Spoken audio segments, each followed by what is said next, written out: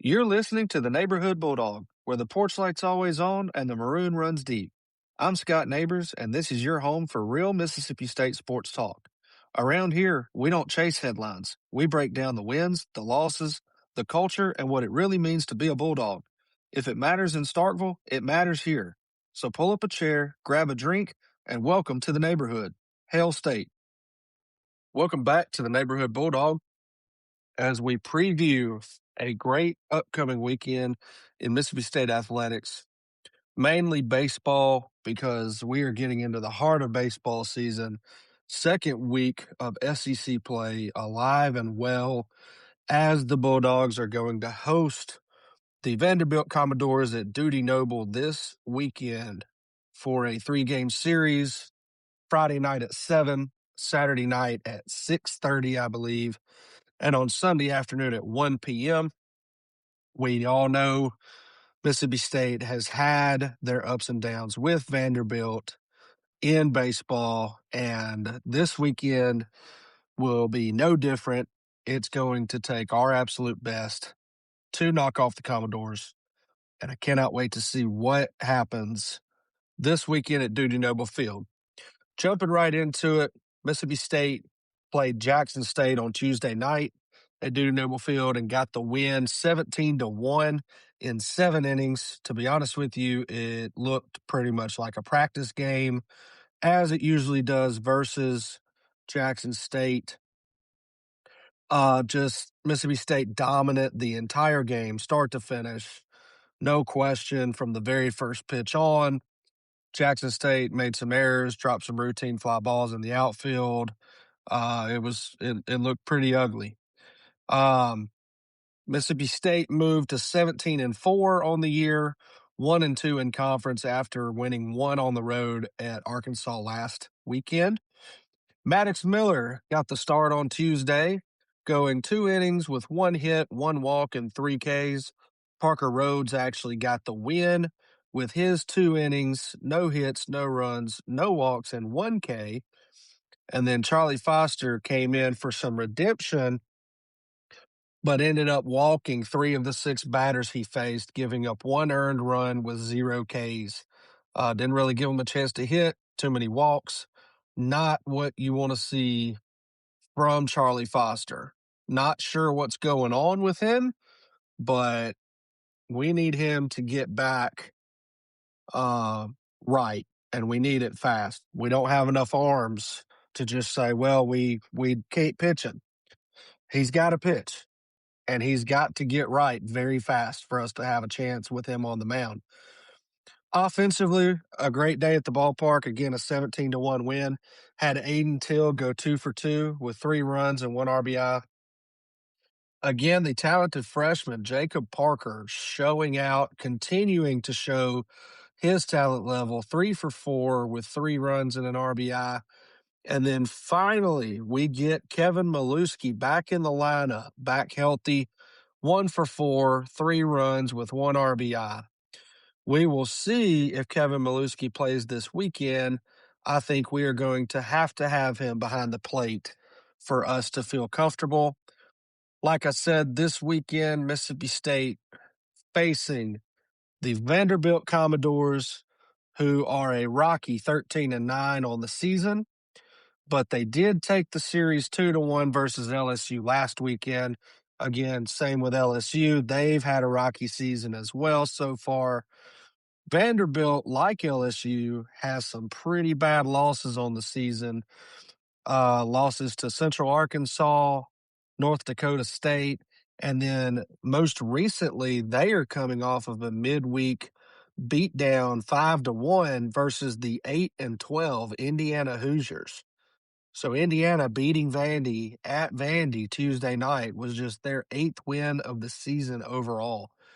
So Vanderbilt, very shaky, very inconsistent. Not what you're used to seeing from a Tim Corbin coached Vanderbilt team. As far as the rotation goes, Mississippi State's going with some familiar faces. It seems like the rotation for the Bulldogs is just about settled. We're going to go with Ryan McPherson on Friday, Tomas Valinkas on Saturday, and we're going to stick with Duke Stone on Sunday. And I like that move. I think that's the right move. Duke Stone got the start on the Sunday after Charlie Foster pitched 2 weeks and did not look good. And Duke Stone has kind of solidified that role at this point.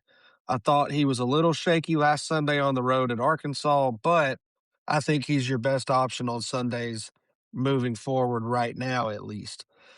Ryan McPherson continuing to dominate on Friday nights. Tomas Valink is probably overall the best pitcher on the roster, in my opinion, right now. Just very, very consistent from those two. And then hopefully we've secured the series before we get to Sunday. And hopefully Duke Stone can lock that down for us as well. Vanderbilt is going to go with Connor Fennell on Friday, Wyatt Nadeau on Saturday, and our old friend TBA on Sunday. So starting with their Friday night guy, Connor Fennell, he has started all 5 of the games he's appeared in. He's got a 2-0 record with 26 innings, 5.47 ERA, but he has a staggering 38-6 strikeout to walk ratio, that's insane to have that ratio. He has the put away pitches. Opponents are hitting 240 off of him. So if Mississippi State's got their minds right Friday night, we could get some hits off of him, but we're going to have to watch for that put away pitch that apparently is extremely nasty on folks. So we'll see how that goes on Friday night. Wyatt Nadeau on Saturday is going to be making just his 3rd start of the season. He's got a 1-0 record with 18 innings, 1.5 ERA, and again, another guy that can put batters away, a 25-8 strikeout to walk ratio, and opponents are only hitting 161 off of him. So Saturday, the Bulldog lineup is going to have their work cut out for them. It's going to be tough against Mr. Wyatt Nadeau there. Going to really need some leadership from guys like Noah Sullivan. We're going to have Bryce Chance coming through. Going to have a huge weekend from Aiden Till at the top of the lineup, and we need Ace Reese to continue being Ace Reese for us to have a chance on that one. On Sunday, Vandy is going with TBA. And that's interesting because I don't know who they're going to pitch. They seem to be in a similar situation now on Sundays as Mississippi State was with Charlie Foster after the first few weeks of the season. I'm glad Mississippi State figured out that Sunday role and that 3rd starter role before we got to SEC play, because it seems like Vanderbilt is just now trying to figure out that role for them. I would say we could see Nate Taylor. He's the guy that has started the last 2 Sundays for Vanderbilt, but he's also 0-3 with a 7.45 ERA on 19 innings pitched. Opponents are also hitting 257 against him so far. So for Vandy to announce TBA for Sunday, I think they're going to make a change there. So then the next question is, well, who do they move to? I think the other option for them right now, and given who pitched on Tuesday versus Indiana, which I think they used 4 different pitchers there, all went 2 or 3 innings. I'm looking at a guy by the name of Austin Nye, who has just 3 starts on the year. He's got a 0 ERA in 10 innings, and opponents are only hitting 167 off of him. While he only has 3 starts, that's also all he's appeared in. So he might be the guy that Tim Corbin and Vandy turn to see if they can get a spark in that 3rd game of the weekend there.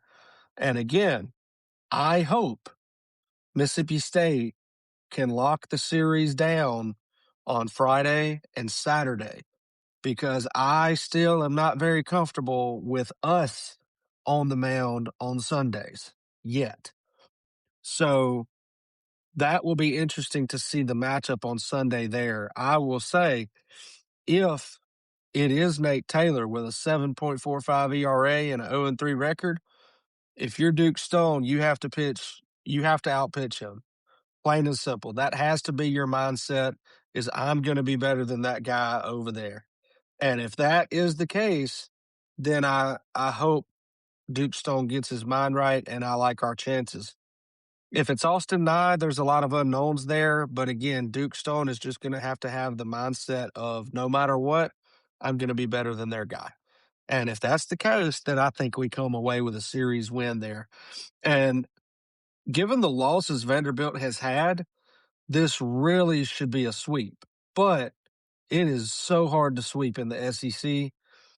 And that's hard for me to say right now, given that it is Vanderbilt. They always seem to turn it up against the good teams, and we'll see what happens on that. Offensively for Vandy, they've got some guys in their lineup we're going to have to really pay attention to if you're Justin Parker and the pitching staff when they're game planning. Brody Johnston leading the team with a 393 average, 7 home runs, and 21 RBIs. He's also got a 13-11 strikeout to walk ratio. So he's got a keen eye for the ball, knows the strike zone well, and he's not going to swing and miss at a whole lot. You're going to have to make him hit the ball. The next guy, Braden Holcomb, is kind of the power hitter for Vandy. He is leading the team by far with 11 homers, a 333 average, but his strikeouts are pretty high. He strikes out 23 times to just 14 walks there. So you can get swings and misses on him. The key with him is we're not going to need to walk guys before he comes up to the plate. Plain and simple. You got to eliminate the walks there. Now, one issue that Mississippi State has had, and it has been a glaring issue all season long, and that is catching. We cannot seem to throw runners out very well from behind the plate. Is it a catching issue with their arm strength, their speed, or is it a pitching issue with the pitchers not doing a good enough job of holding runners? I think it's a little bit of both. Our pitchers do not do a very good job of holding runners. Our best one is Tomas Valinkis. His pickoff move to first base as a lefty is absolutely deadly. I love watching him pick guys off at first base. I think he's got 2 or 3 on the season. So he does a fine job, but some of our other guys, I just don't know if they're even paying attention because one thing Mississippi State does is give up stolen bases. I mean, it is bad when you look at the stats for Mississippi State and how many stolen bases we've given up. Looking at Vanderbilt's lineup, we're going to have to figure it out behind the plate. And that's where Kevin Milewski comes in because he is a guy that does have the arm strength to throw guys out. He's been injured, so we don't really know what he can do. But here is the issue with this upcoming weekend. And I hope that we are better than we have been, put it that way. Vanderbilt has several guys in their lineup that are runners. You've got Riker Waite, Mike Mancini, Logan Johnstone, and Rustin Rigdon. Riker Waite is 5 for 7 on stolen bases. Mancini is 5 for 5. Johnstone's 4 for 6, and Rigdon is 6 for 7. So you're talking about guys that can run that do not typically get thrown out. And when you put them against a team where our top 2 catchers are 5 for 18 on throwing out base runners, 5 for 18. That is not going to get the job done. It is just not. Andrew Raymond behind the plate is 3 for 8 on catching runners. Sean James is 2 of 10. That is not going to work in the SEC. Maluski's one of one. So what can he do? I hope we see him behind the plate some this weekend so that we can see what his talent level is and what his arm strength is there. But I'm telling you, 2 of 10 on throwing guys out, and you're an SEC catcher, 3 for 8, and we're fixing to go against this lineup. That is a grave, grave concern that I have going into this weekend versus the Vanderbilt Commodores. I am worried that they are going to run every time they get on first base. We need multiple pickoffs over there just to keep them honest.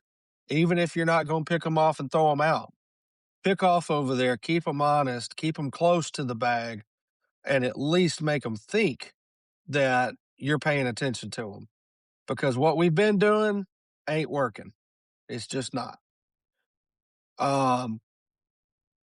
The stolen bases we've given up, plus the wild pitches, pass balls that are not being blocked up behind the plate, that's a problem behind the plate. And you've got to have an absolute rock solid catcher to be successful in the SEC. I mean, Mississippi State has had some incredible guys come through back there.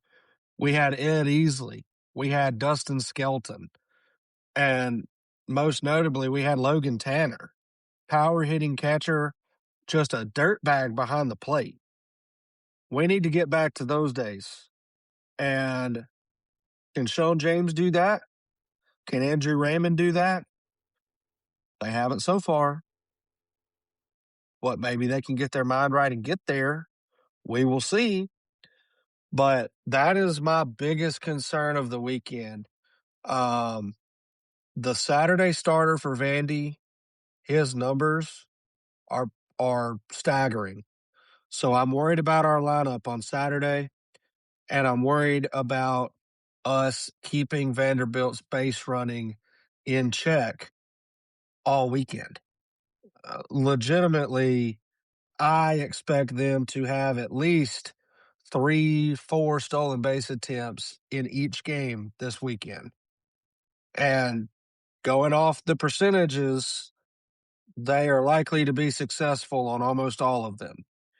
And these are the kind of numbers that jump out at you and just kind of give you a gut feeling that they're going to steal a base that they have to steal, and it's going to win them the game. I hope that's not the case, but that's looking at these numbers. I'm telling you, that's what stands out to me, and I am very worried about that. So I hope they got the catching right during practice this week for the Bulldogs. I hope Maluski back there makes a big difference. If Vanderbilt runs and Maluski snipes one down immediately, you set the tone for the entire weekend right there on Friday night. So it'll be interesting to see if Maluski can get the start behind the plate, because I think for Brian O'Connor and the Bulldogs, being the second week of SEC play, we've seen Sean James, we've seen Andrew Raymond enough. If Maluski's healthy, yes, it might be a step back as far as what you're getting in the lineup, but I think you have to have his defense. I think you don't have a choice at this point back there if you want to stay successful and be successful. So that's Mississippi State baseball facing Vanderbilt this upcoming weekend, Friday, Saturday, Sunday. I cannot wait to see what happens. Hopefully, Mississippi State can take down Vanderbilt and send the Whistler packing. It's going to be a miserable watch on television. It's going to be miserable if you're in the stadium because of one guy that likes to make the entire game about himself because he wasn't good enough to play. So he's got to be in the stands screaming, "Look at me," with his whistling bullcrap. So have your earplugs ready, go support the Dogs, but make no mistake, it's going to be miserable with that loser in the stadium. Moving on to softball, We talked about softball getting a big win, giving Tennessee their first loss last weekend, and then facing Tennessee's superstar pitcher on Sunday there. Likewise, they've got another big weekend this weekend. Going into the weekend 28-4, 1-2 in conference after taking down UAB. They beat UAB 4-0 in Starkville on Wednesday night at 7 p.m. The Lady Dogs are going to hit the road for Friday, Saturday, Sunday as they head to Athens, Georgia to face the number 15 in the country, Georgia Bulldogs softball team. And again, Mississippi State softball this year has been elite. They are one of the best teams in the SEC by far. And I cannot wait to see the opportunity they have in front of them this weekend. Georgia is 21-7 on the season, 1-2 in conference, but they are 15-4 at home. So they are a team that takes care of the home field. They are coming off of a weekend series with Arkansas where they won one and lost two. Arkansas's unranked, so that could be a big opportunity for Mississippi State softball. In the midweek this week, Georgia actually beat West Georgia 8-0 on Tuesday, and then they beat Georgia Tech 5-1 on Wednesday. And so Georgia Tech, a team Mississippi State also beat this year. So Mississippi State softball in Athens, Georgia, number 15 Georgia versus the number 11 Mississippi State Bulldogs. If Mississippi State can win this series, you may see Mississippi State crack the top 10 for the first time in school history for the college softball polls. So I will definitely be keeping an eye on that matchup as I watch the baseball games this weekend. And we will go from there and be back with you on Sunday night as we recap what I hope is a victorious weekend for baseball and softball. Spring practice in football got underway this week. Kamario Taylor, his first spring as the starting quarterback for the Bulldogs, has some lot of good video coming out of practice, some good interviews from Jeff Levy.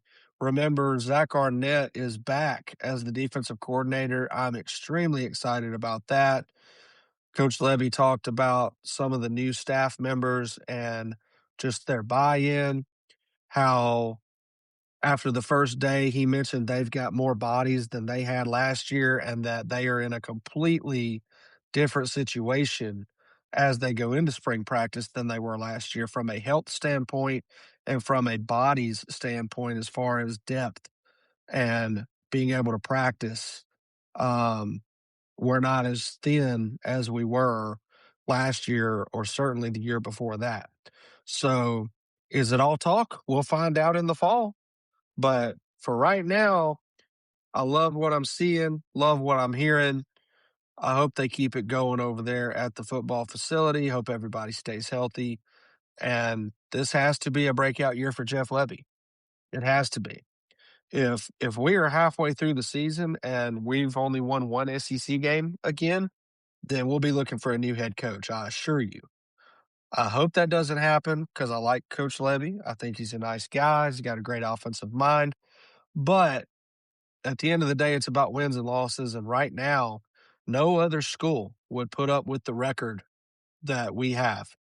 And this third-year head coach that we have is going to have to get it right in year 3.